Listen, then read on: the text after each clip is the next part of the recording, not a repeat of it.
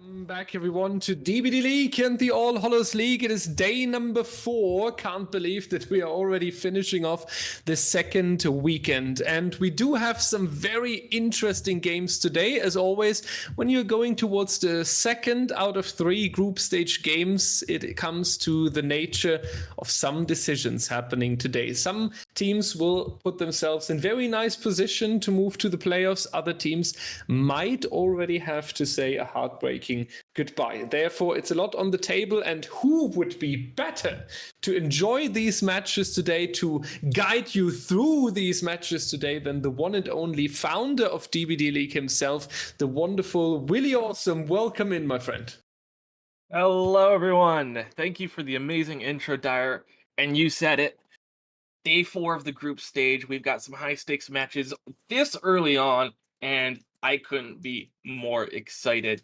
And I kind of want to just jump right into it. Dyer, the one I'm going to be casting with you. At least I hope I have the schedule for today, right? It's Oracle versus Cynic. Correct me if I'm wrong. Nah, I got it. Correct. Oracle versus Cynic, 2 very well-known teams. Well, Oracle maybe not so much for our more recent viewers, but if you've been around a while, you know Oracle, you know Cynic. Both these teams very prominent in the scene, and I'm really excited to see both these teams. This is the first time I've seen Oracle play since Season 6, so I'm really excited for this match. Me as well. Oracle is still legendary. We talked about it yesterday a little bit when Nightlight was facing Ryan, when Eternal against Rapture. We were diving into this Oracle agony, good old times that we had. So it's definitely great that 50% of these legends have returned right here. Also, Oracle with a very fresh roster, we have to say that as well. You have players like Nigel Zongao, definitely teams that will be familiar to you, Will. And then on the other hand, we have Babbo there from Ariandel in Season 9, very known. And then a few completely unknown players previously. For example, an Overdose on the roster, a player who recently made himself a name in the competitive community. So overall, it does look like the perfect mix of experience and perfect newcomer energy. Yeah, and I mean, looking at the matches that they played, we got to see a bit of the old, a bit of the new, and I'm really excited for this roster. When I heard Oracle was coming back, I was wondering, like, is it going to be the same Oracle? You know, Nigel Zongao, Aaron, and I cannot remember the last core roster person for the life of me. But I like this. They're coming in, they're bringing a bit of that old core, and they're bolstering it with a bunch of new pickups, like you said. And they're going against Cynic, who has been very consistent throughout the past few years. Probably, I'd make the argument to say they are one of the most consistent teams in North America at the moment, with a very solid roster that they've been playing together for, I want to say, a few years now. You've got Ultra, Acid, Angels, Ninny. The list goes on. And I believe both of these teams actually played back in Season 6. And now they're coming back for the rematch. You love to see it, right? When these names are coming back on the stage. And so far, it does look like at least Oracle is making themselves a very nice start into this tournament. They have taken the first challenge here in AHL with a very clear 2-0 last weekend. That cannot be said for Cynic, unfortunately. While I totally agree that they have a very good chemistry since they play with each other for such a long time, Cynic had a very unfortunate start into the AHL last weekend, losing to Infinity with 2-0. It even caused some surprise because we were thinking, and I saw a lot of comments about it as well, if Cynic is losing to Infinity, then at least while taking a set, and having them completely going down last week, it was at some parts in these games quite dominant. Makes me worried about Cynic a little bit. The approach that we are taking for the AHL is much different considering the balance. A lot of more second chance perks are allowed on the survivor side.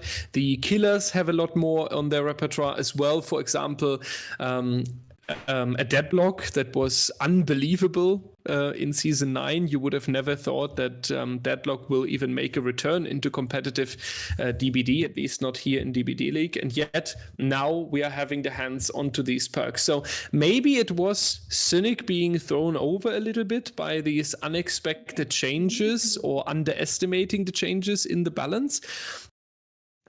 So I really hope that Cynic is able to pick it up here today, because Will, I mean, you are our North American representative here at the moment on the desk. You would also wish that Cynic is in the playoffs, right? Oh, absolutely. And, you know, having been around for a while, there's a lot of flashy players that show up, do their thing, and kind of just dip out of the scene. I'm more of a fan of the players who stick around for a while, like Ultra. He's been in the scene for as long as I can remember, and I don't remember which event it was, but the ruling that was more restrictive on Western players, I was really sad that we didn't get to see Ultra as much. But now he's back, and he's probably one of my favorite players in North America. And going along the line of long-standing players, there's Bubba Zaver on Oracle, who has just been an absolute joy to see time and time again. And I'm just really excited because this matchup kind of tickles the nostalgia part of my brain. And I know that a lot of the players are newer to the scene and have come up in more recent years, but seeing Oracle and versus Cynic, which I believe was the core of Cynic used to be 6 back in the day. Seeing these two teams come together I'm happy for this match. I'm really excited. But enough about the teams and the players. We need to talk about the match itself, the killers. And we're going to be starting things off with Wraith. Yeah, and even the killer picks I love about this matchup, because you said we are shifting away now from this talk about nostalgia and the teams, but honestly, the Wraith followed by the Nurse, it couldn't be better. These are also two very traditional comp killers. The Wraith is around in the roster since ever DBD got released. Players got their hands on it, were improving on the mechanics, knowing exactly how much speed do I get uncloaking here, how many times can I mind game around this. Like, Wraith has been such a professional killer, we almost got to say, in the mechanical approach of comp DBD, followed by the Nurse. Nurse is one of the oldest, most standard killers when we are talking about comp.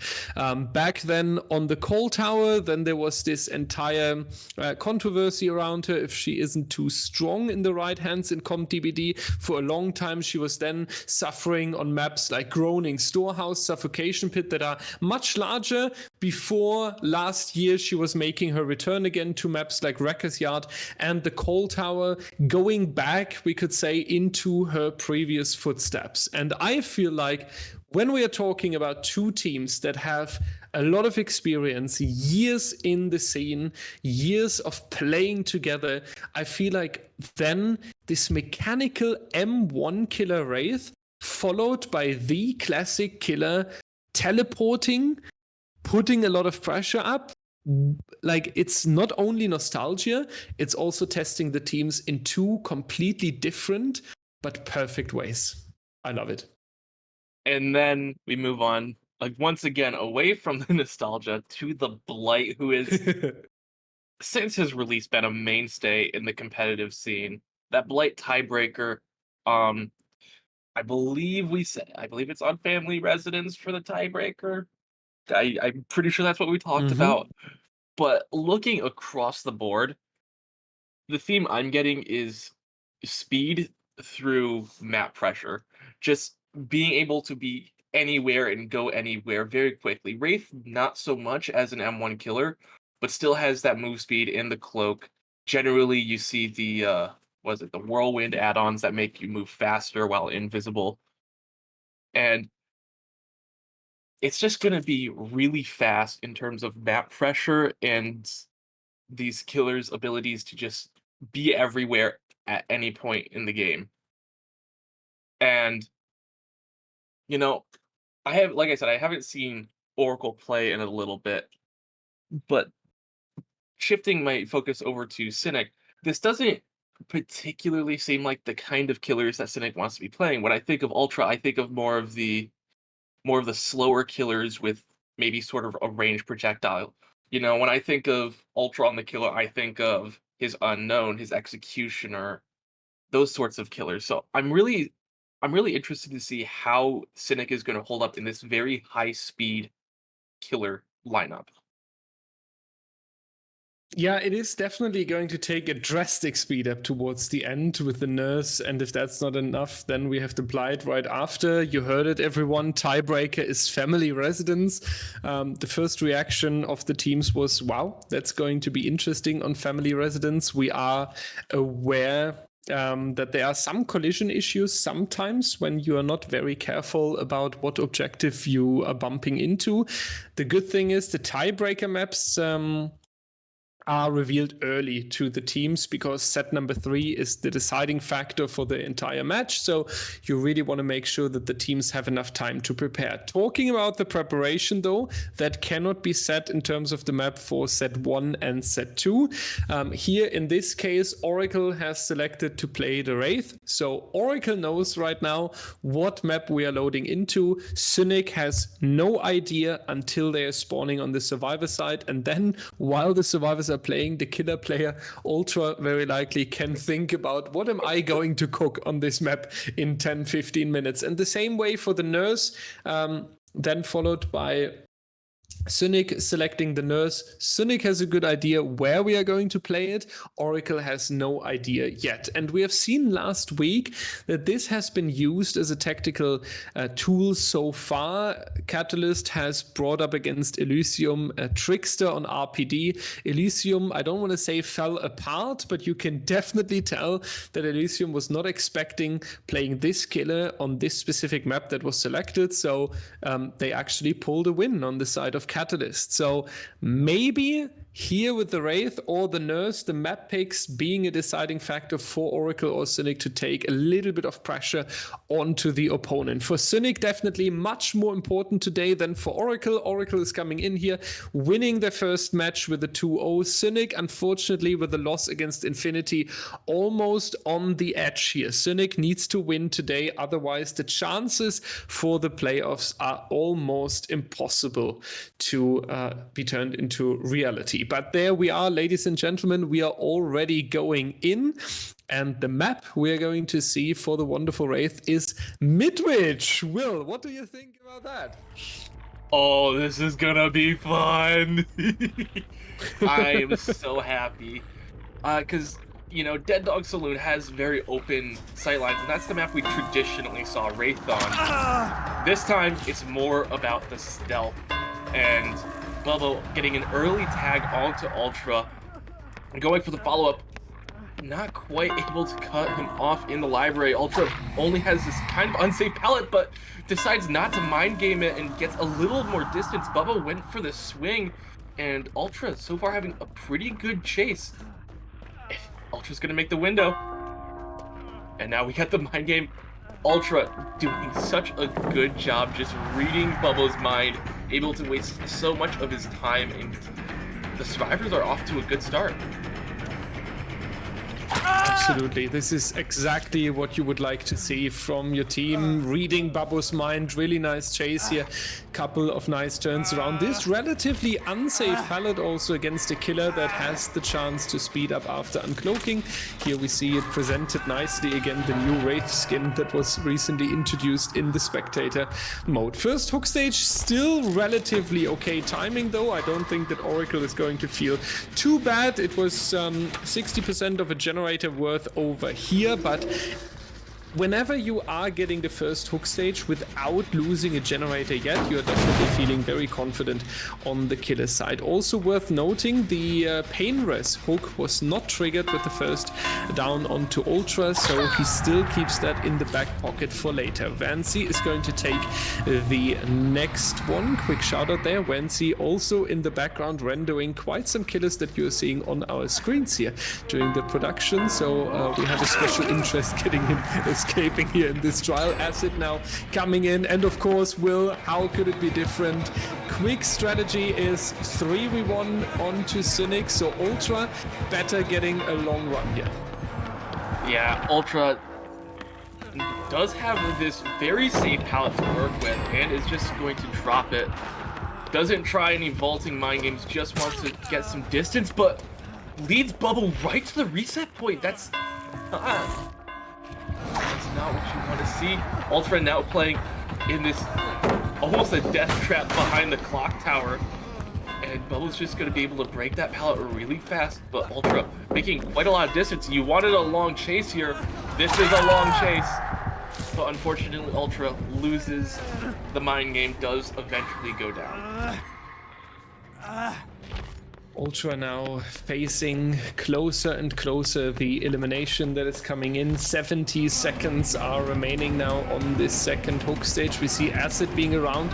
Was wondering there for a second if they wanted to play for the wiggle out by taking a hit, but not going to come through. Therefore, Tap now also the next one in chase most likely. Yeah, Babo immediately behind the Survivor trying to go for more. Nice vault here though, a little bit faster due to the Lara Croft perk that was recently introduced together with the Lithe here, getting a significant speed boost, holding Babo for a little bit in this corner and then finding the perfect moment to circle back towards the classrooms here, making as much distance as possible from the currently hooked Survivor and even getting away without an injury. Very nice play here. Babo essentially just lost 30 to 40 seconds, no generator defense, no injury being spread, and of course we're going back towards Ultra. The reset unfortunately not coming through, yet Ultra gaining a little bit of distance because Angels is going to take a body block hit here. We do see that Ultra is trying to reach the God pallet. He should be able to do that, but just a few centimeters. But then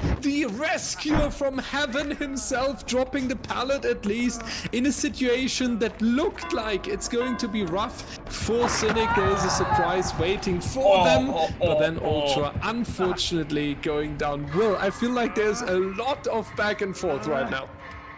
Yeah, so many great plays from both sides, and it all started with that chase from Acid, managing to waste so much time without getting hit. Unfortunately, Ultra does go down eventually with a little bit of a high-ping hit there, but some heroics from Angels along the way. A generator gets completed, and this is the game I was looking for when I was hyping this up in my mind. Yeah, absolutely. When we were talking earlier before setting up this campfire chat, we already shared how we are looking forward to this match, and I feel like so far we are getting exactly what these two team names are promising when you're hearing that they are facing each other. Acid now with the next hit right here. Sloppy Butcher definitely going to do a little bit of damage here. It's going to increase the time significantly that the Survivors have to take for a reset, and it also brings these decisions on the table. Some Survivor teams tend to take the risk of staying injured when they see the sloppy icon on the right side. That can lead into overcommitment on the generators, and then you can strike as the killer here. Nice stun though in a difficult location, making sure that Babo doesn't get the next hook stage too quickly. So far, I would also say it's a relatively open game here. Babo definitely got the elimination that he was looking for. Besides that, Cynic is quick on healing the injuries. Cynic is quick on putting pressure back onto the generators. A lot of these objectives already have quite significant amount of progress. We have a little bit of a 3-gen here on the bottom side in this area of Midwich. Yet when they are coordinating well, they could go for that, but unfortunately Angels, unaware of where Babo is located, giving a very easy down here. And that's exactly why I was excited to see this map. Those stealth kills. That was almost something out of Assassin's Creed. Bubble just comes off the second story, uncloaks in Angels, goes down, and for a second I thought that was a basement hook, but no, he's just hung up in the hallway. And that was another Pain Resonance and the Eruption, so these generators lost a lot of progress.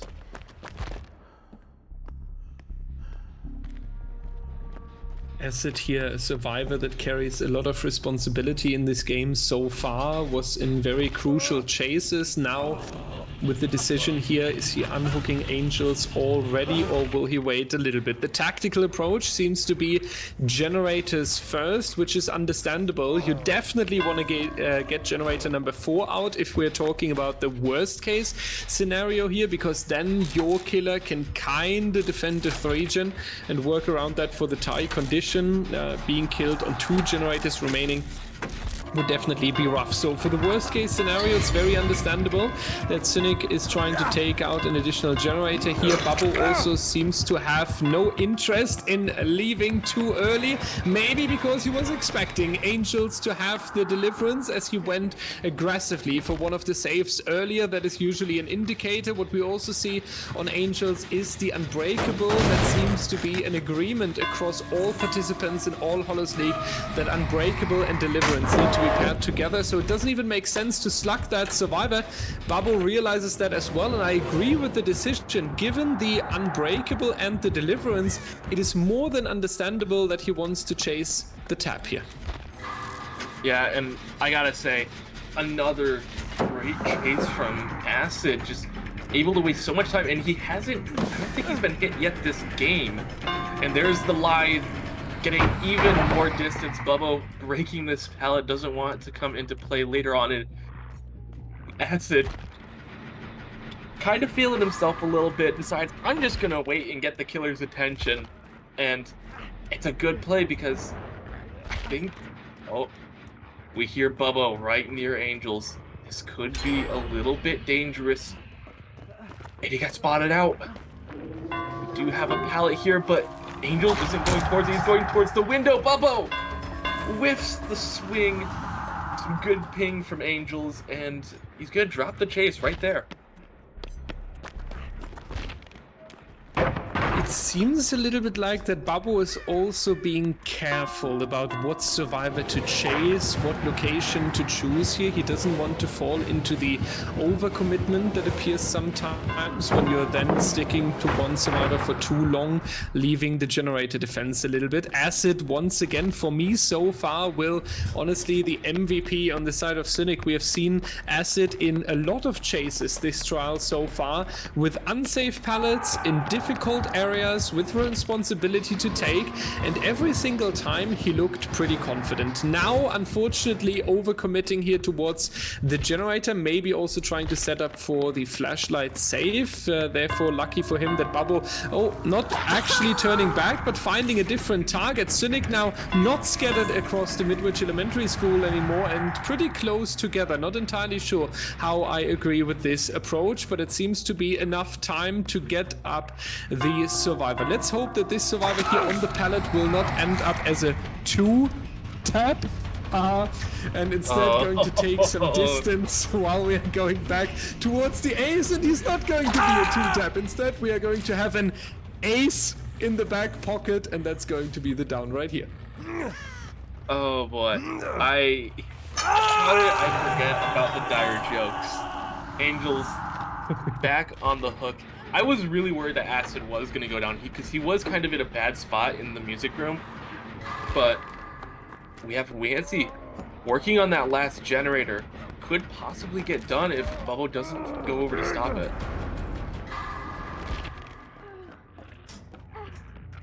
Oh, we have Wancy getting chased by Bubbo. Pallet's still here after all this time. Angels does get pulled off of the hook, and Bubbo goes for the swing, doesn't quite make it. Wancy getting some distance, now going for an uncloak. Wancy tried to get the stun, but Bubbo was able to successfully body block the prompt. And, oh my, this is a 3-gen right here.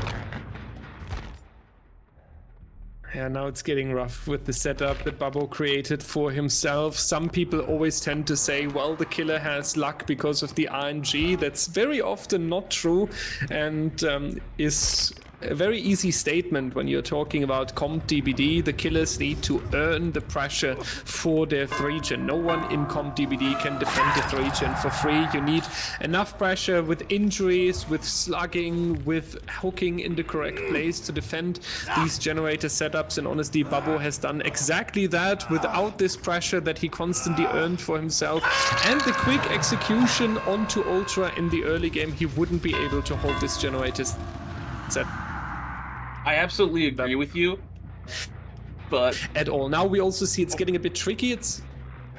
I think you got out there for a second. Spill the beans, Will.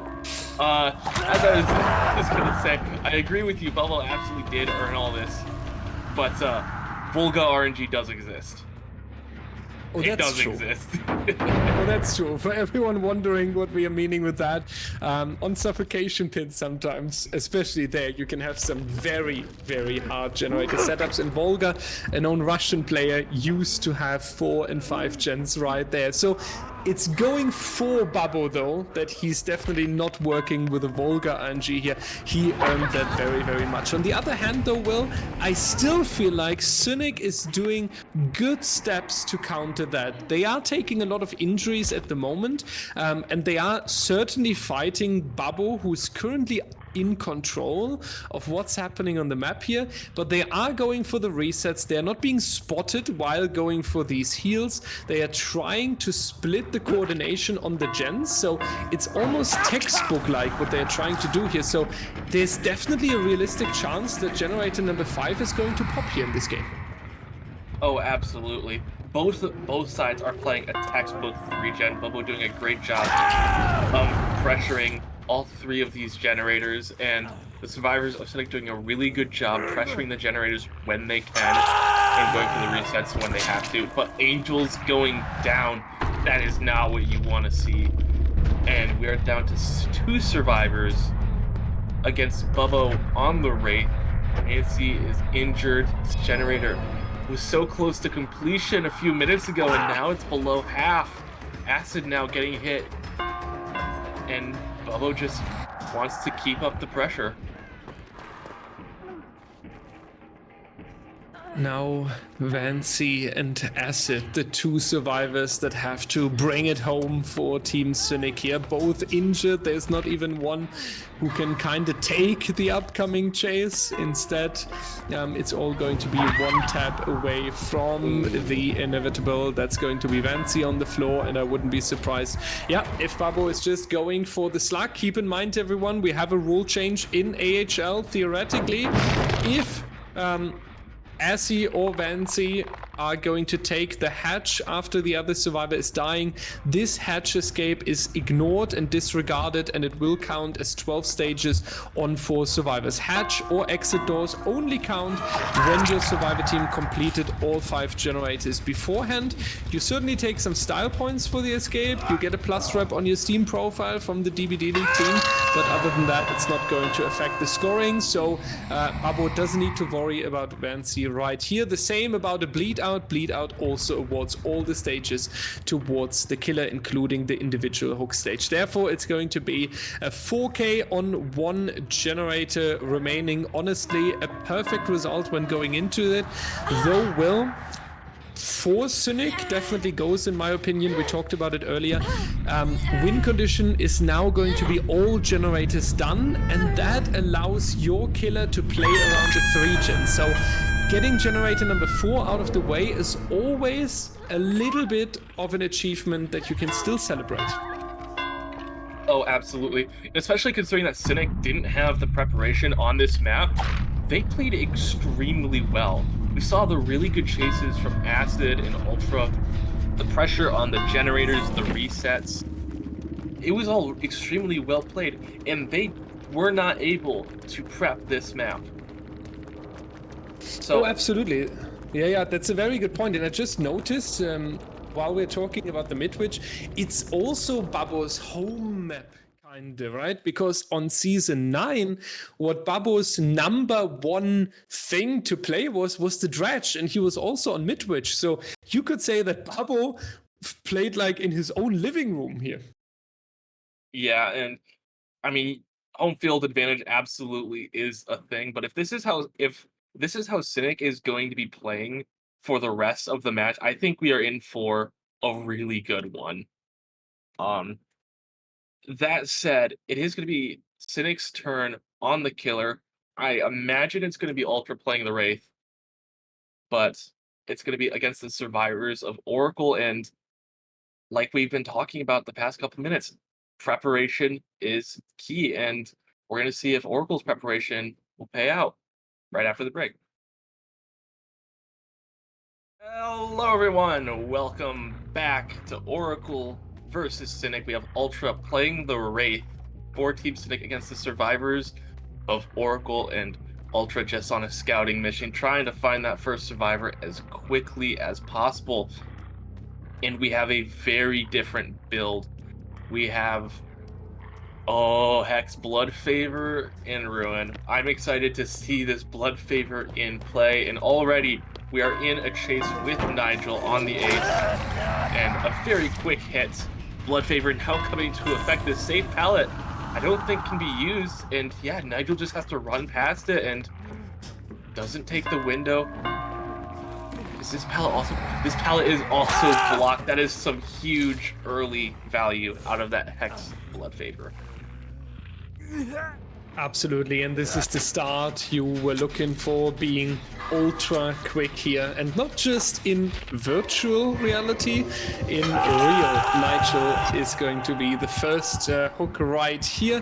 Mada is still scouting for the right location to be, and there you can see what it can cause when the killer is really, really fast. Ultra once more catches the scratch marks that are located around here. We have just seen Mada leaving this area, trying to go for the next survivor, and we are running into the generator here in the midsection. Virtual was trying to go for some pressure over here. That is now going to be denied due to the Hex Ruin.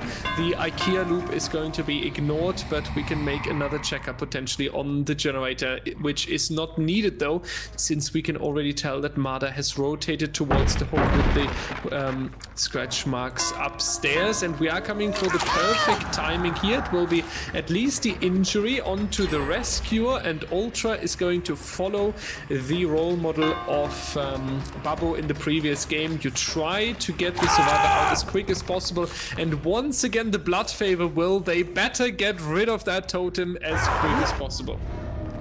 There's the decisive. Unlucky for Ultra, but like you said, this Blood Favor is getting massive value. And you know Nigel just called out that there is a totem there, but Nigel able to use this extremely safe pallet this time around. Wasn't quite able to earlier, but does get the vault and the lithe, but there's nothing back here. That lithe isn't going to get a whole lot of value. And this should be Nigel going down. The body block comes in. Virtual takes the hit. Nigel might be able to make an escape, but no, it's pressured back into that little lobby area.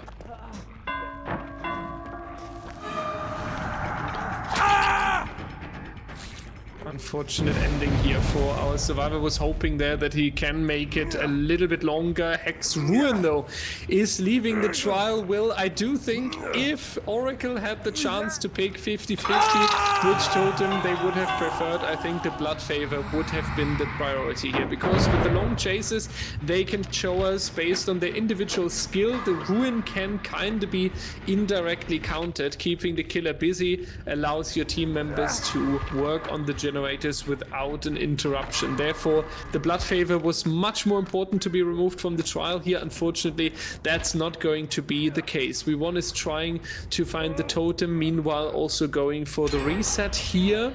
Ultra scouting the area a little bit, seems to figured out that he wants to defend the generators on this bottom floor here, at least the one next to the hook. The good news is, if Ultra manages to defend the hook stage on Nigel while guarding this generator, he's basically punishing the survivor team in a doubling way.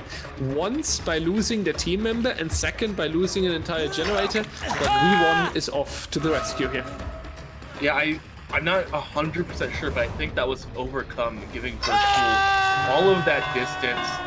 But Nigel doesn't get, shouldn't be able to get all that far on his own. Yeah, just running down the hallway. Ultra already here at this God pallet, and there's the mind game. Pallet is gone, and Nigel is back to the races, trying to get away from Ultra. Let's see, Nigel with the responsibility, just like Ultra in the previous trial. Ultra was, after some chaos, not able to make the longest chase there while being tunneled out. So let's see if Nigel can counter that or put some significant pressure back. Ambitious swing. Nigel didn't go for the vault though, was expecting that Ultra would force the mind game here and then kind of missing the action. It's not going to be successful though, therefore Nigel being eliminated early on, leaving his team members in a 3v1 scenario. Virtual with one hook stage so far, currently broken here. Third generator now being completed, and I feel like when we are comparing this with the previous trial, it all looks pretty much the same, right? We have the elimination. We are kind of going towards that fourth generator being completed, but now the game will kind of come to a standstill. The survivors have lost their team member, therefore significantly less efficient. And since Ultra is now able to stop this generator from being... Okay, never mind, another one is ready to go. Well, it looks more like Oracle's favor then, because this generator has a lot of focus.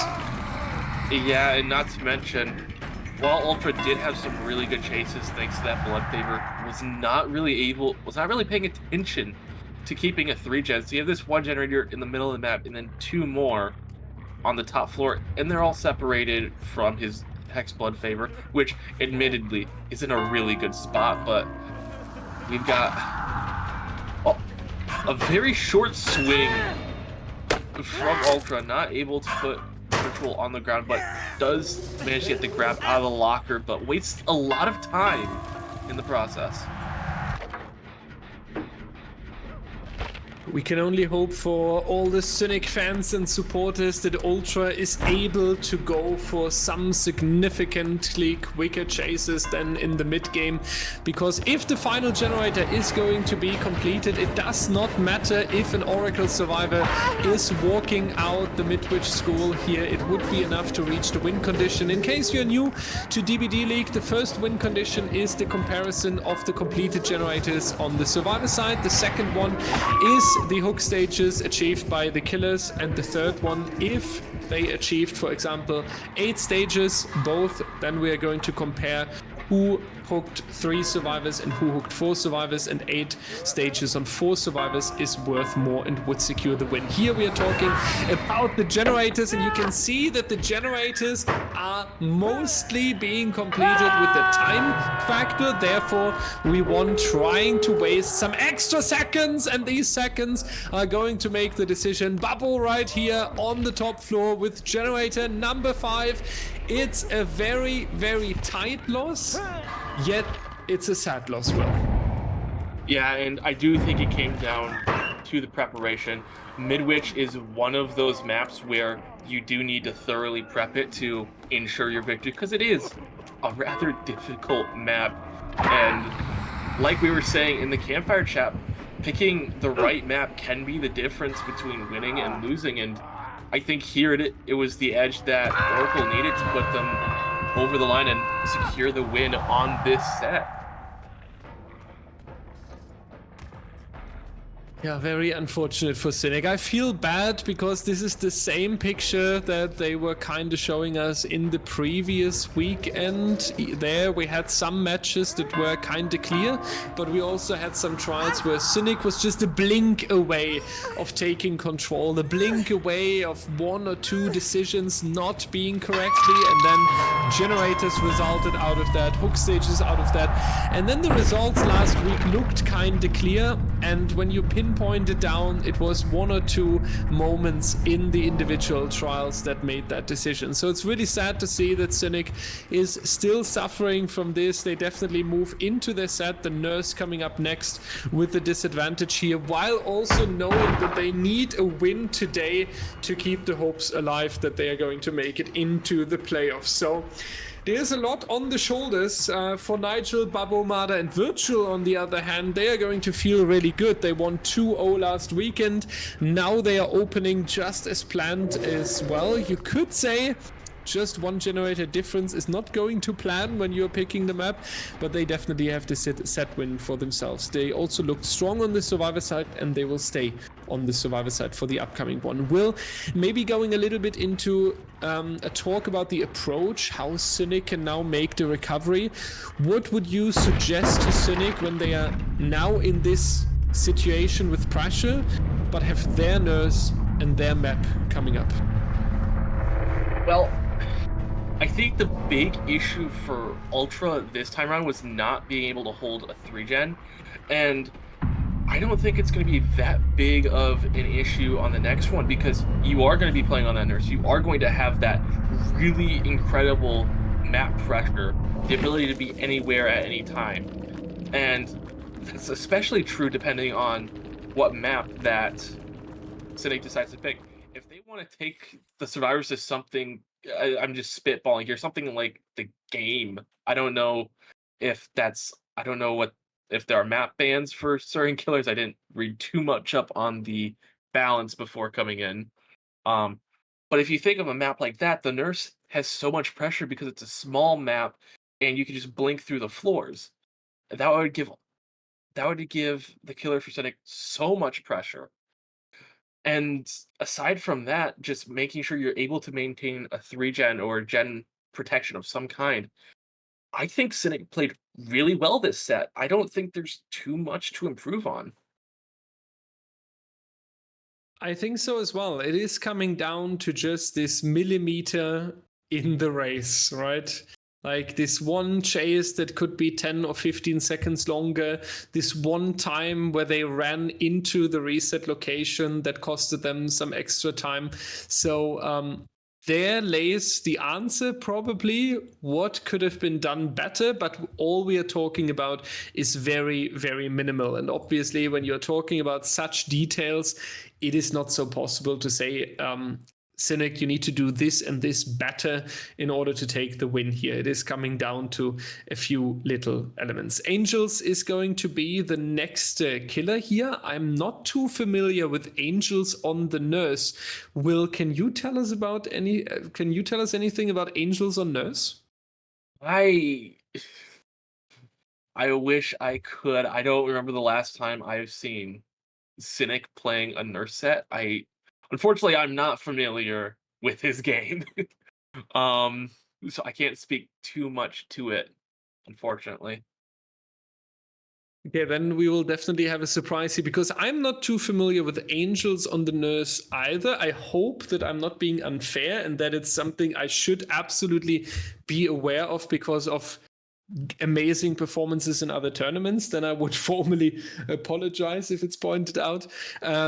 But when I'm thinking about Cynic, we talked about it during the break as well. Usually the first name that comes into your mind on the killer side is Ultra. So having Angels here might be, though, an expert on the Nurse. Maybe recently in the last few months, Angels was picking it up, was practicing on the Nurse. And just because I'm not too familiar yet, because Will, I know for you counts the same, we kind of live, if even in the DBDL bubble, and we don't look too much into the other events, maybe it's an expert coming out here. And I feel like the early game in the previous trial has been good for Cynic on the survivor and killer side.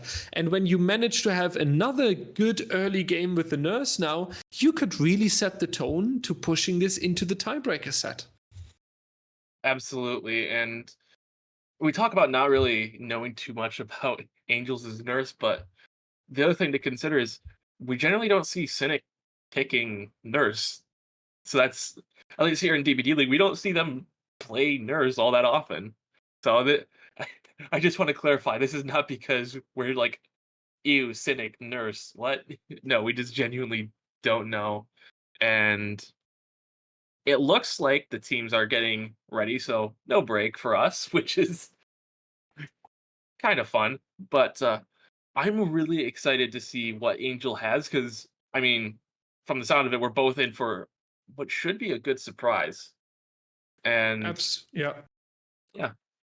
100%. I am getting informed from our wonderful staff in the background. Shout out to them that Angels is actually the Nurse main for Cynic for a very long time. Well, either we were sleeping under a rock or Cynic never had the chance to play their Nurse in DBDL, which is very likely though, because I do remember that against Cynic, the Nurse was actually, and in Season 9 as well, pretty often a ban that was given by the other teams. So maybe that's why we haven't seen it so far. The good news is then, if Angels has this kind of experience on the Nurse, and when he's able to put up a good pressure onto Oracle here in the early game, then he is perfectly setting his team up for a good game. Let's see what we are loading into, ladies and gentlemen. The map for the Nurse is none other than the Groaning Storehouse, and it's not any Groaning Storehouse, Will. It is the variation of Groaning Storehouse, the number 2. How are you able to just know by looking at it? What? Because I have it written down on the paper. Oh, I forgot about that. I have the advantage here. So for a little context, Dyer asked me before the first campfire chat, hey, do you want to know the maps? And I said no. God, Nurse on Groaning Storehouse, this is a throwback to Season 5 for me. Or, yeah, Season 5, Season 6. Season 5, the maps were preset, and you just had to pick a killer that you thought fit the map, and then I think Season 6, we had Nurse on Groaning Storehouse. And we saw a lot of 3-gens, but that was the Variation 1. I'm excited to see what strategies come out on this Variation 2. Bubbo taking the hit and not going to go for the chase, but is instead just trying to spread the pressure out. A good couple blinks onto Virtual, gets the hit, and is going to be committing to Virtual here. What's also very interesting to me is the friends till the end, which is basically whenever you are hooking the survivor that is not the obsession, the effect comes onto the obsession, which is that the aura is revealed and they are going to suffer from the exposed effect. So what we are kind of imagining here is that when we are hooking Virtual now, that Marder is going to face quite some pressure. What's surprising me though, because Angel has obviously picked this map, and it's a relatively big one, right? And you would imagine that to push this pressure onto the objectives with being exposed and in best case being taken down very quickly, you would want to have a smaller map where the obsession is closer in reach. So not entirely sure what the idea is there, or if it's simply putting the pressure so the obsession has to hide away, because also these blink attacks do not trigger the exposed status effect. So we'll see in a little bit if the aura reading effect is enough here to justify this friends till the end. Going back towards the area of the hook, Virtual still waiting there, trying to have a rescue as quick as possible in the Nurse sets is kind of what we have learned from previous tournaments. Here though, Oracle seems to play with the time a little bit, not over prioritizing V1 and instead getting some generators out of the way, which seems to be a good decision here. Yeah, I'm I am a little bamboozled by the strategic decisions as well. That said, this could be a pick for their survivor side. Having the bigger map does benefit the survivors more, so maybe they're planning on having a strong survivor performance. That is always a possibility that we need to consider. But Virtual just gonna go to second stage. No one's there for the save, and with how spread out these survivors are, it could be a little bit before they even get to Virtual, and Angels might be able to snowball some pressure off of that. Angels going back into the main building here. We won still on the hook. Second stage now, 30 to 35 seconds away from the elimination. The question is if Angels is not potentially overcommitting to executing this survivor here, because Oracle certainly works on the generators right this moment. The good news for Angels is they have done the generators in the far distance, so the map that is left to be played on for the survivors is shrinking down significantly, bringing it closer and closer here towards the hook. Nigel is the one who is able to confuse Angels a little bit with the scratch marks. Only now he has located Virtual over there. It needs to be a very quick down. In best case, it needs to be a 2-blink attack, and that's going to be the case. Eruption coming out on the generator in the far distance, and now you would love to have the elimination since no perk and no rescue is standing in the way it's going to be. The Oracle survivors facing one killer from Cynic, and I feel like with the elimination, things are going really good for Angels.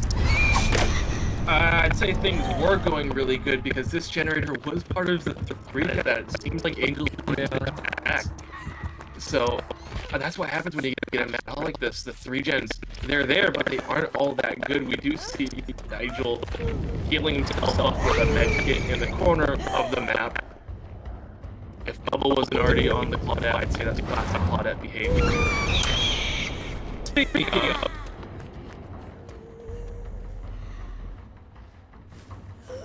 Angels looking for Bubble, just gets that basic M1 onto the Claudette here. Angel's gonna be going for the Bubble in between. How it's been playing far. Bubble did not get a chance, goes down after a very quick double blink, and now Angels looking for more, trying to find Mata in the reset point, but they are able to get the reset off uninterrupted.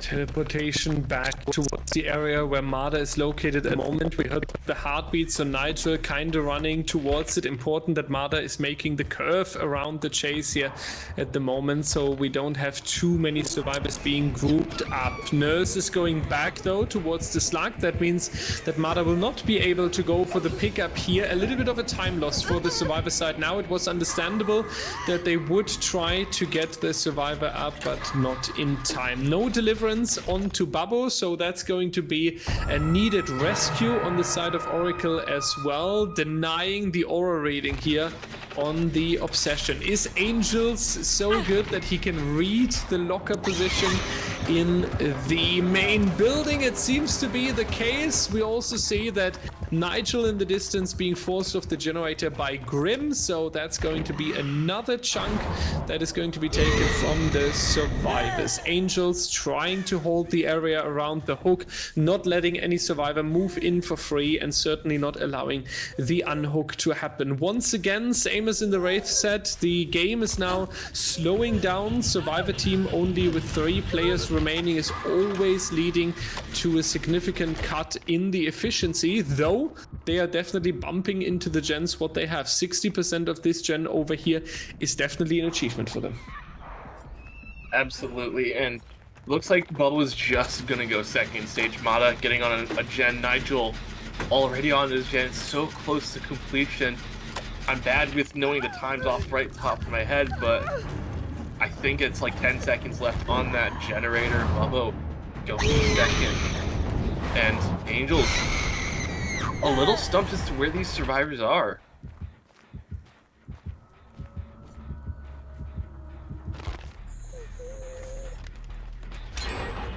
Let's see what's the plan here. Generator number 4 is being completed. That sets a new tone of pressure onto Angels. You would really like to have the kills if they are coming in with the generator standing, because that would allow you that you, in your upcoming killer game, you can make it an end game speed run, and then you can keep all the survivors on the groaning storehouse, kind of matching that result. On the other hand, though, Oracle really, really good in getting the hands onto this generator whenever they earn, and if it's only 5 seconds, they are immediately making sure that it's going to end up in one of these objectives. And it is the challenge for Nigel to take Bubble off the hook. You want to try to do that, but getting spotted out here too early, and that's not going to be the successful run onto the hill. So Nigel was trying, yet Bubble is going to die onto the hook here. That means that Nigel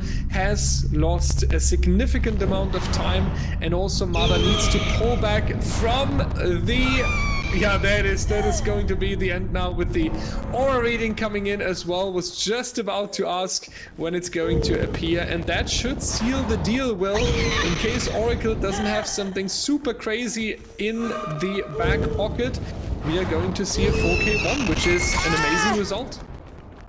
Absolutely, and much bigger map than probably both of us were expecting to see this Nurse on, but it seems Angels was able to make it work. A little bit of a rough mid game, but it's just this last chase and a very angry Angels hating on a window. Mada able to lose Angels for a bit. Maybe he'll be able to make it over to Nigel and pick him up, but no, it doesn't seem to be the case.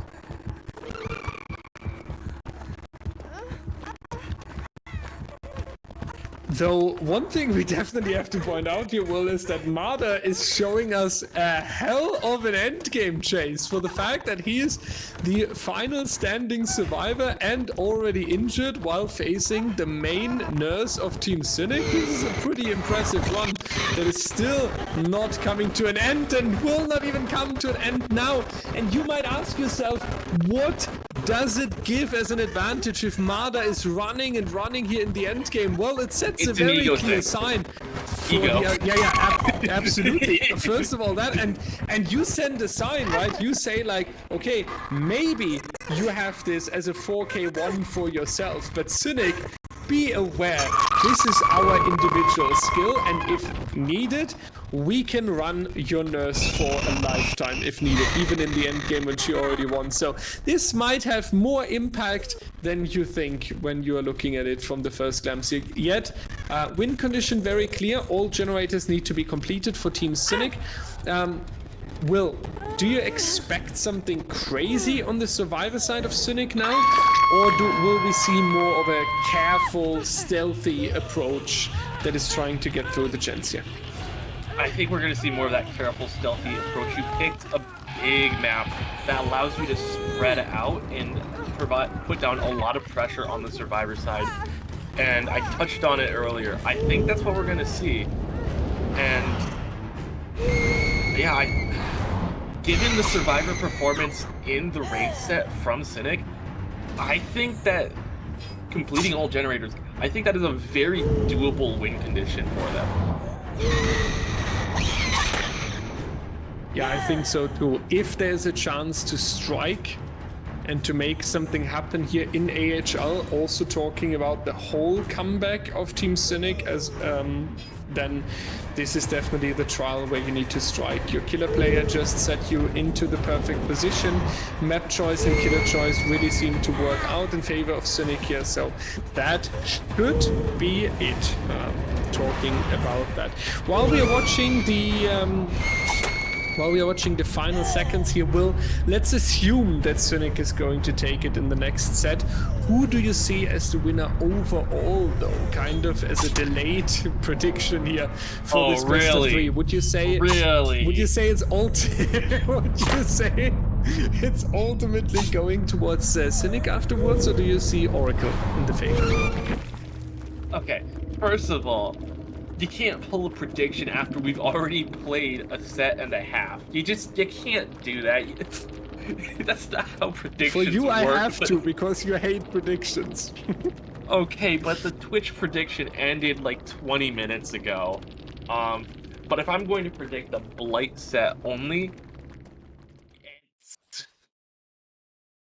if we assume Cynic wins this one, then I'm going to assume that Cynic wins the Blight set because they are rather similar, and having it be on family residence, I'm not sure which variation it's going to be on, but that's also a bigger map, it's a little bit more spread out, and I think my headphones are being a little wonky, so I'm gonna be ready to mute if something goes crazy. But if assuming Cynic wins this Nurse set, I'm also going to assume they win the Blight set because they are two very similar sets with a very similar style of map. So that's what I would expect. I have to agree with though, if it's going to be all the way into the final set, then it should definitely going to be Cynic taking it overall, since the Nurse and the Blight are, as you pointed out, quite similar killers here. Let's see though how it's going to turn out. We are going to see Overdose on the Nurse, one of the people that Oracle has picked up recently. So very excited to see the new player right here. And we are going on to a break. Until then, grab a drink, everyone. We are going to show you the hopefully not last trial, with Cynic having the chance to push it into tiebreaker right after this. Hello everyone, welcome back. We have Overdose playing the Nurse for Team Oracle, and a very different build. Starting off with a Lethal Pursuer. There will be no stealth today for you, Cynic. And already getting into a chase with Acid, given how he was able to run in the first set. I was going to say, maybe not the smartest choice, but Acid takes a very early tag. It doesn't really have a whole lot to work with here. You could a very quick down, and that's exactly what we see. Not even a minute into the game, and a Survivor is down. Similar start. I think we saw a similar start from Angels in the last trial, but regardless, still very fast, very high tempo. I can tell you a little story about this guy, Will. I actually swift with this guy when he was not in comp yet. We used to play some Swift from time to time. We met him quite randomly.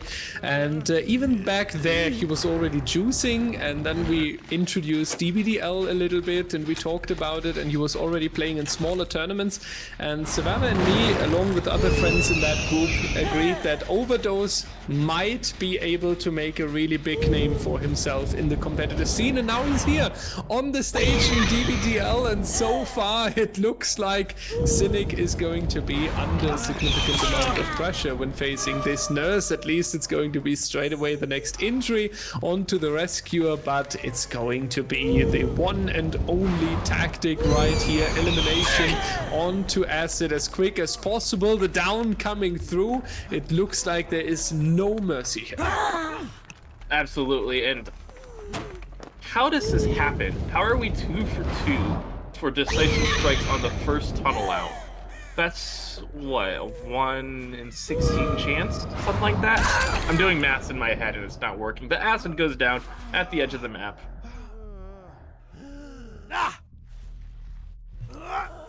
Acid not being successful here with having a long chase, yet it's going to be Cynic with a nice pressure. How bad though? Fancy cannot go for a significant amount of pressure onto that generator and getting it out of the way. Therefore, we are going to stay on 4 generators to go. Our killer definitely feeling good about this. The elimination is 60 seconds away from now. You have a good eye onto the gens that were attacked over here, especially this 80% generator. This is going to come out really punishing though. You can guard the Survivor that is being hooked at the moment. It will be minimal an injury onto the Rescue whenever they are moving in, if Overdose is guarding this area correctly. You have the generator that is ticking down, basically time being stolen from the Survivor side that they recently had put into. So it is looking rough if Cynic is not getting the gen and acid from the hook. The to-do list is getting longer here. Yeah, and we do see Ultra coming in for the save, probably a 1-for-1. But I've got to say, Overdose was sitting in a very nice spot here. Depending on how the survivors pick up the gens, we could see a very good spot. Acid with the locker juke isn't going to get a whole lot of distance off of it. That locker juke is always a last-second resort, and already one survivor is going to be out of the game, and no one has picked up. Okay, never mind. Someone has picked up Ultra. And Wancy back on that very progressed generator. Overdose not going to be able to make it. Is it going to be completed in time? Yes, it is. 2 generators popped in. That's actually really important because, as I was going to say, Overdose can just sit in that open part in the middle of the map. It kind of just patrol those, like just guard the rest of the generators. But with this one gone, it's not as safe. Williawesome is going to get put on the hook as Ultra gets reset, and this is a very fast game. It really is. It might fall into the category speedrun on both sides, though. The Survivor Team Cynic, that is something I would like to point out, is surprisingly well keeping up with the pressure that is coming from Overdose and Team Oracle from the killer side here. Our survivors from Cynic definitely finding some good answers, definitely forcing some sort of counterplay and making sure that the generators are staying the #1 pressure for the killer here. It's also important to mention that Cynic managed to trade for the Fresh Hook survivor. So we are having round about 2 minutes of hang time theoretically. Unfortunately for Angels, that Overdose is able to blink back in time, forcing the Nia to turn into the other direction. Nice double back, but there's a second blink that will find the target. Now you have to pull back. So it would be Ultra who needs to be the rescuer, but he just revealed his position by getting generator #4 out of the way. And now it's going to be the good old question, will they be able to get that final generator out of the way here? It's going to be a bit of a struggle, but I think they might be able to. Especially Angels is going to be able to heal themselves up with that inner strength. But because that main building generator still was not done, Overdose can still kind of do the same thing that... Okay then. That is... Yeah, well, any statements?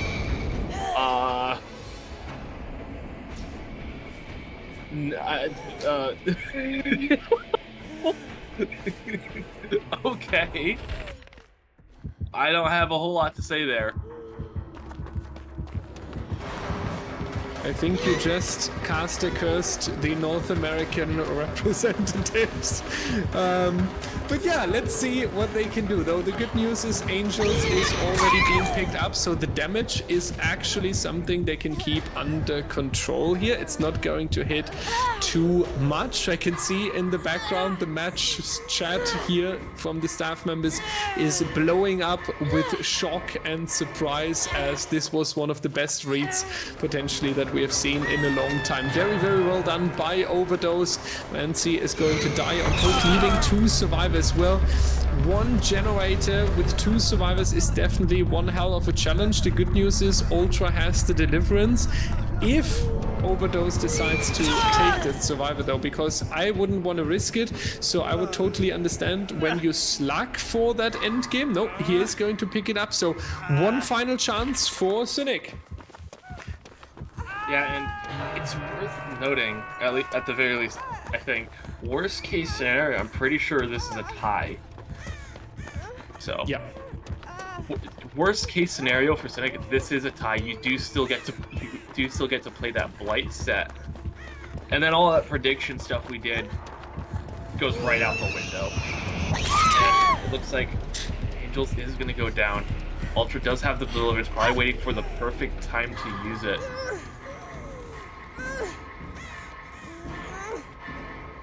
Waiting for the Kobe to happen.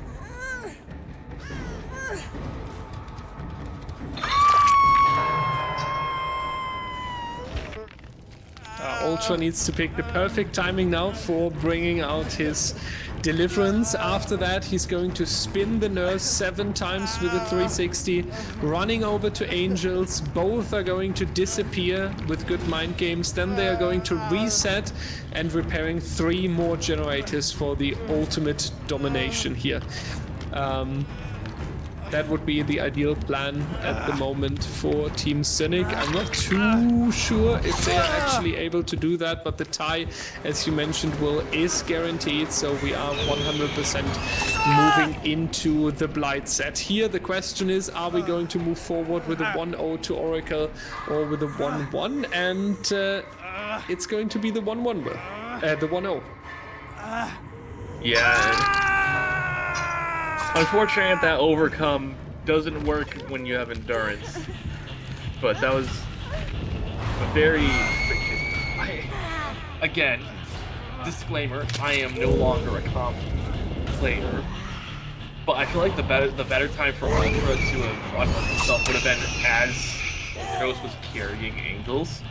Because, you know, it's all the way on the other side of the map, and sure, Overdose might drop Angels and go for you, but you might be able to get some distance and probably not getting a gen done with how the game, how the setup is, but you know, maybe been able to do something. But I don't have something is definitely needed. Something is definitely needed. I agree with you. We are going to move into the Blight set, ladies and gentlemen. We are going to have Blight on family residence. Now, you might ask yourself, why are we not replaying the Nurse? Isn't that something that DBDLeague has done last year? The answer is yes. We have forced a winner on a set, and with the old rules, we would definitely replay the Nurse. On the other hand, we had sometimes too many ties on one killer, and we also wanted to bring in some variety. So also suggested by the rule committee, we are now going to move forward into the Blight set, and in case the Blight is tied or Cynic is going to take it, so we are on a 1-1, we are going to circle back towards the Nurse because there we had no decision. In case the Blight is a tie as well, then we are circling between Nurse and Blight back to back until we will have a winner.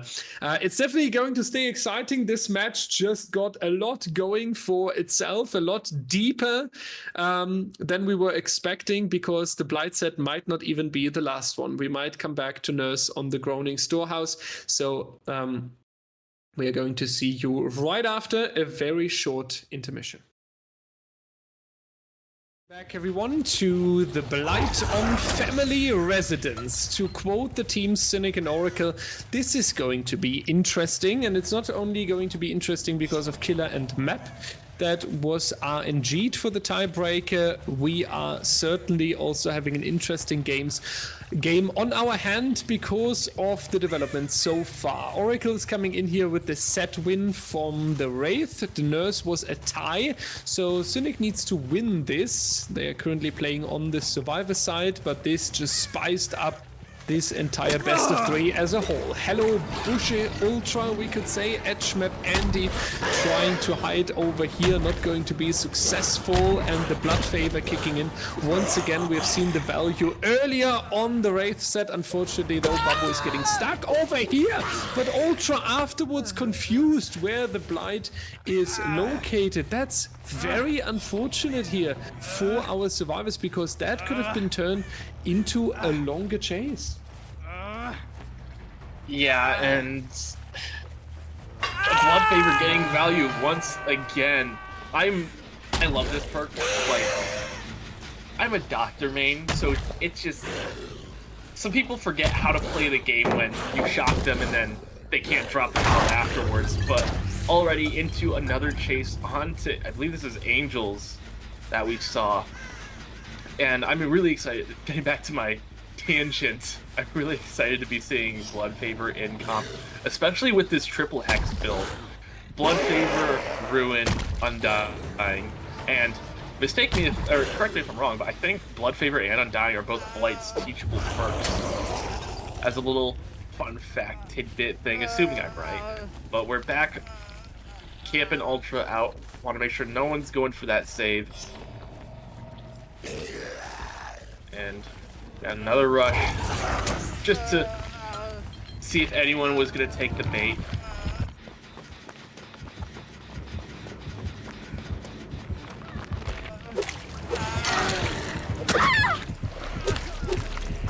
That is. Sorry, go on. I've been talking a while. My mountain internet just cut you off technically right there. I was saying Wensi staying on the floor, and alongside with that, I'm kind of worried that Ultra is going to land on the floor as well. This is not at all looking like a start you would like to have when trying to bring things back to a 1-1 in your best of 3. It doesn't look like Cynic has just taken the tie on the Nurse, pushing Oracle into the next set. Very unfortunate start here. Ultra being found afterwards, overpeaking at the pallet.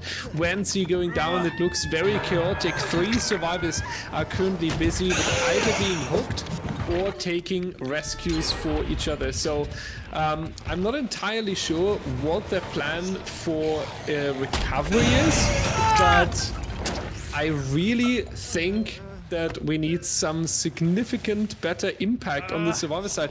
We need a better chase or a longer chase in the mid game now, because they just lost their team member on 4 gens remaining. I looked away for like 2 seconds to read the match chat and see if there's any relevant info I needed to know or anything. I don't know why I was looking at it. I didn't have a reason to be looking at it. But I look away and Ultra dies. This is not the same Cynic that just played 2 extremely close sets, like we were saying.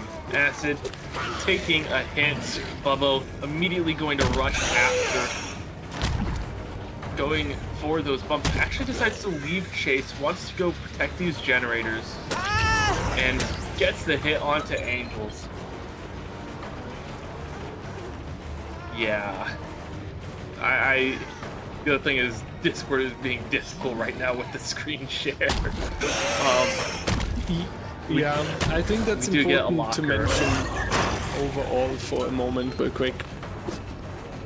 It's important to talk about Discord for a moment here, because I do think a lot of people have noticed that the sound is a little bit itchy, or at least acting up here from time to time. We are currently experiencing a very difficult time with the Discord. We have tried different things here. It is even difficult for the casters at the moment to tell what is going on.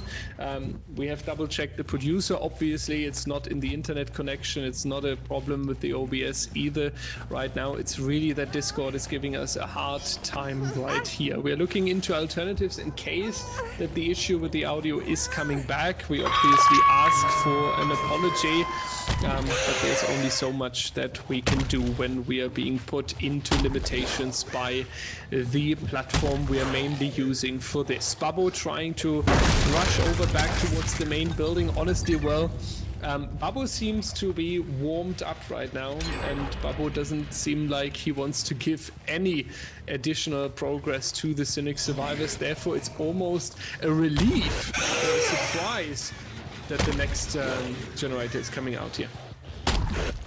Yeah, and I love that Bubbo just walks up, generator gets popped in his face, and he's like, okay, cool, and he just leaves again. But we do have Angels still in the basement, not a whole lot of time left. Bubbo did rush back over here to make sure no one was going for that save. We do have Wancy on this generator at the main building. I think Angels is just going to go second. Acid is close to being able to get a save, but there's no way a save comes in time, especially now with Bubbo sitting in the basement.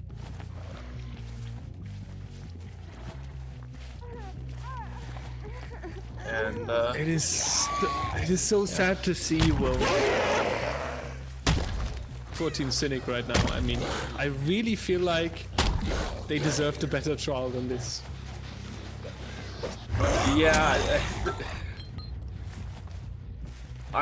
it all started when you have the deliverance person getting hooked first. It's that deli curse coming into effect, and I don't know what happened, but it spread to the whole team, and Bubba's just gonna camp Angels out of the game. At this point, Acid and Wancy need to do their best to get these generators done. Finish, excuse me, as many generators as possible to set up. Not sure who the killer is going to be. I think it might be Ultra. But set up their killer to do as well as they can on their side. And it looks like that's exactly what they're doing. They're going to let Angels die and just hope that they can get 2 generators done, if not more. Angels will definitely going to face Valhalla, I'm afraid. Yeah, that's going to be the case right here. Going to be eliminated from this trial. 2 survivors standing. 3 I just got a flashback. I just got a flashback to the Escape tournament, the first year tournament that I played in. Oh god. It is so rough right now, though. Wancy with the injury right here. Acid basically needs to kill 3 generators, and Babbo is not even gaining too much of confidence here. Usually when the killer is about to 4K and downing the 3rd survivor, we see that they are just blindly chasing that survivor, and after that slugging, trying to take survivor number 4, moving it into the end game. And this is not even the case here. While being in such a good position and only allowing Cynic to take 2 gens, Babbo still remembers that there is Acid working on the generator, that there is time that is ticking down on another objective, and even here he's trying to optimize the result. Unfortunately, another generator was prepared, but this will be very certainly be the final objective that Cynic is getting out of the way. 4K on 3 generators completed, meaning that Oracle in the upcoming trial can ignore a 3-gen on the family residence entirely and still win. Will, this is insane. Yeah, this is not... I mean, we kind of been talking about it the whole time, but this is not what you wanted if you are Cynic. That said, I do think, despite the poor conditions, that despite the poor early game, I should say, they did do a decent job getting themselves back into a decent amount. 4K2 is not the worst win con to try and meet, because if at the very least, if they can get a similar win con, if their killer can get a 4K before they finish a 4th generator, I do think that come a redo of this one, you know, say we tie and we can come back to this, I think Cynic is going to do a lot better on a second go about things, given how they've been playing the rest of this match. Right now we just have a bit of a slug search looking for Acid. If I had to guess, he's in the corner of the map somewhere, and Bubba's just going to be running around trying to find him. While we are having a little bit of time, and this is also the reason, ladies and gentlemen, why the survivor on the ground is not allowed to DC, because it's very wonderful to have these extra seconds to prepare for the upcoming game. 4 gens to be completed for Oracle. I don't think we need to talk about how great that is for them. Though on the other side, Team Cynic, when you have a win condition like this, the killer, I would assume it's going to be Ultra on the killer side, and you can only let go essentially 2 gens if you want to win this. How do you prepare for a trial like this? If it is Ultra on the killer, I don't think you're necessarily preparing specifically for a trial more than you've already prepared at this point, because these are veteran teams. They've been in this position before. I think at this point it's just, all right, get in that right mindset. I have to clutch up, because like I said, these are veteran teams. They know what to do. It's just a matter of execution. I certainly agree, Will. It is an execution that needs to be on point, though. Ladies and gentlemen, we are hopping quick onto the break, trying an alternative for the sound problem with Discord as well. Let's see if it works out, and we'll see you in just a moment. Welcome to what could be the very last set or the very last trial of this match of Oracle versus Cynic Angels playing the Blight, and we have Overdose playing Survivor this time around. It is going to be no Nigel this time, and Overdose getting a chase here very early on, and we do have a rather different build. This is an interesting build, to say the very least. Getting into a chase around this tag wall does get the tag onto Overdose, and it's going to be able to quickly follow up with a rush. Hallows gets dropped. Is he going to be able to get the down around it though? Not quite. And at least we are making the comp corner right here, the end of the map indeed. One of the most famous strategies, we could say, in comp DBD, wasting these few extra seconds. Good start for Cynic, that's for sure, and that's exactly what you would like to have when you are in this difficult spot. Cynic is about to not only lose this best of 3 against Oracle, they might lose their chance entirely to go into the playoffs since they lost last week against Infinity. So a lot on the table, and for that it is obviously very unfortunate that Team Oracle only needs to go for 4 generators here. Angels preparing the main building a little bit while we are already here, significantly shortening the loop by breaking this wall, and then trying to find one of the survivors that is potentially either hiding since they were working on the generators, or, and unfortunately it's not going to be a nice read like Overdose on Nurse earlier, or a survivor that was setting up for the unhook. All of this is not coming out in time, and on top of that, We1 has the people making sure that Overdose will not be as easily tunneled out as Angels would love to see that. That also equals in a lot more generator pressure for Team Oracle here. Angels is now even switching to V1 to at least get some pressure in here. Very interesting choice. And we're already getting really close to that win condition for Oracle.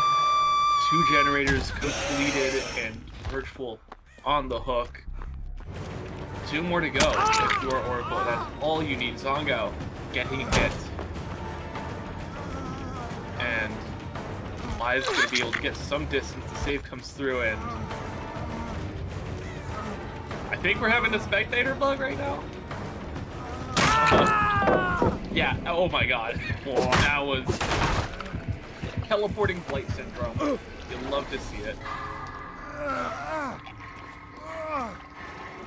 Yeah, Cynic was thinking during the break, well, what can we do to win this game? And then they figured out that a teleporting Blight would be the best answer to Oracle's dominant performance here so far. Zongo now on the hook. That is good that you have 3 stages, and it's great that we're having them on individual hooks. If we would play for a normal scoring and trying to set up a normal win condition, the sad truth is, unfortunately, that we are playing for a win condition where the survivor team only needs 4 completed generators. And when you have something like this ahead of you, then you would rather have the elimination early on. You would rather have a survivor team that is only operating with 3 players, and that is not what Oracle is allowing Angels from Team Cynic to have at the moment. Virtual needs to be careful here as he's already injured and now being taken onto the ground. Does Angels go for a snowball here? We might see that, and also considering if Angels is able to find Mata, we are going to have that Grim Embrace coming at what could be a very clutch time. And we do have Mata in chase. Unfortunately, this is also the Deliverance Survivor. We are going to see Angels coming through the bushes. It should just be the M1, and we should be able to see a rush to follow. The question is it going to hit Mata? No, just bad pathing, and Mata goes down, and this is going to be the Grim Embrace coming into effect here in just a second. This generator is so close. And they are forced off of it. That is going to be a long time for Grim Embrace before they can finish that generator. Should actually give Angels the breathing room he needs to maybe make a recovery, maybe get Virtual out of the game. Or no, Virtual isn't dead on hook. I'm mixing up my survivors here. Yeah, the problem is that we have so many with the stages that it is tricky for Cynic. Like, you cannot take this character, you cannot go for this survivor. None of these options are currently making sure that we are going to move to what Angels really needs. If anything, then we would need Zongao here, and obviously this survivor is nowhere to be found. They are making sure that he's very far away from where Angels is currently located, because they are very well aware that the 3v1 scenario is something that Cynic really needs right now. Virtual is staying on the ground. Mada has the broken status effect in the distance here, coming back, and now we are going to see the pickup after Angels made sure that a little bit of extra tasks is coming out on the Survivor team and their gameplay slowing down. But talking about slowdown, Will, they instantly go for the unhook. They instantly make sure that the Survivors are back onto the generators, and they very well know that they are only one gen away from taking the win here, and even a quarter of a gen away from taking the win here. And as if that wasn't enough, Virtual and Zongao going to be working on that generator in the shack on the complete opposite side of the map. The writing is on the wall for Cynic. This is probably the end. Ooh, doesn't quite get around the corner. And just going to be chasing Mada. It's unfortunate.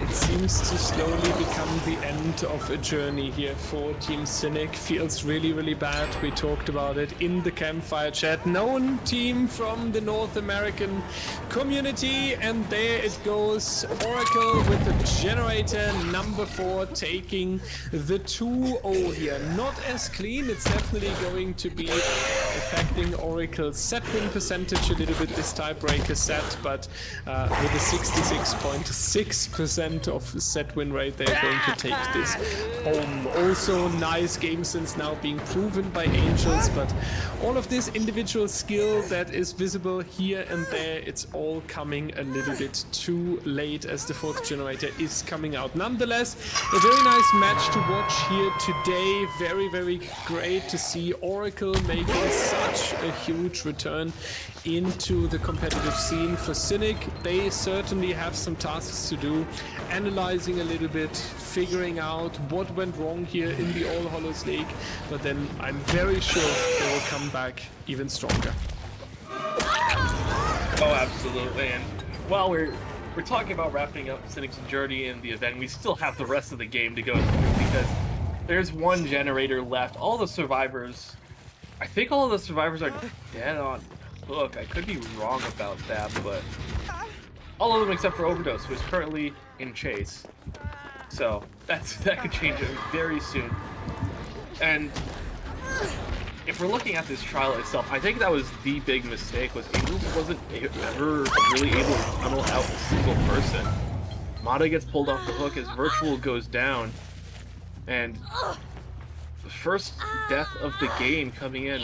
One generator left. Soon to be no generators left. And Angels just has to cross the map, try and stop this generator before it gets completed, but he's too little, too late.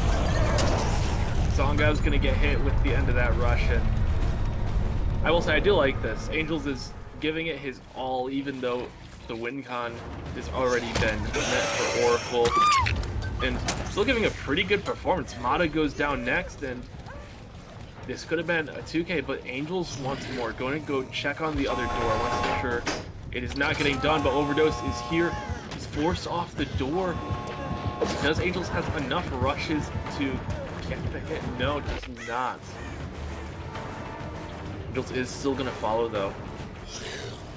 It is just Zongao up and able to do things. Does get to pick up onto Mada.